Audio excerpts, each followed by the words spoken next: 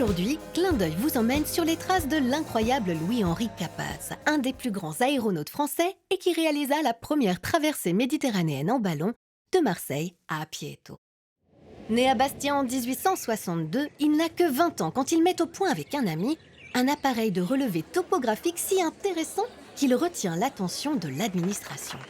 Alors, aux frais de l'État, les deux jeunes inventeurs quittent l'île et finalisent leur invention à Paris. À 21 ans, cette innovation rapporte à Louis la médaille d'or de l'exposition du travail, au Palais de l'Industrie.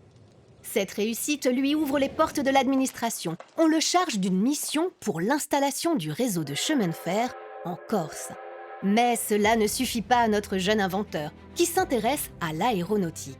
Il faut dire que 100 ans plus tôt, le 4 juin 1783, les frères Montgolfier ont réalisé la première ascension avec un ballon gonflé à l'air chaud, et depuis, la conquête du ciel suscite bien des vocations. Louis enchaîne alors expériences et mesures afin de mieux exploiter les courants aériens. Il participe à plusieurs ascensions et un jour se pose en catastrophe sur le Gabizzo, un sommet pyrénéen. Une aventure qui aurait pu mal finir.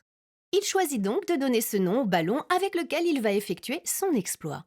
Et le 14 novembre 1886, à 26 ans, Louis et son coéquipier décollent de Marseille et se posent 5h30 plus tard à Apieto.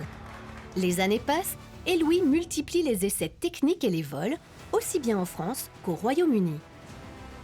C'est d'ailleurs près de Londres en 1892 que son ballon s'échappe du filet et s'envole sans lui. Dépités, des spectateurs présents ont bien failli tuer notre jeune aéronaute. Cette même année, à La Villette, il s'élève à bord d'un ballon recouvert d'un parachute auquel est suspendue la nacelle. Arrivé à 1300 mètres, il crève délibérément le ballon. Et c'est sans dégâts que la nacelle se pose au sol 15 minutes plus tard. Louis séjourne quelque temps en Belgique, revient en France et continue de multiplier les expériences et les exploits. Au total, il aura effectué plus de 150 vols en ballon ou en montgolfière, dont 15 au-dessus de la Méditerranée. En 1908, il bat le record d'altitude en montant à 2000 mètres, puis il exécute un vol de 250 km au-dessus de Paris en 4h50. Et en 1910, il effectue la première traversée de la Manche avec un dirigeable motorisé.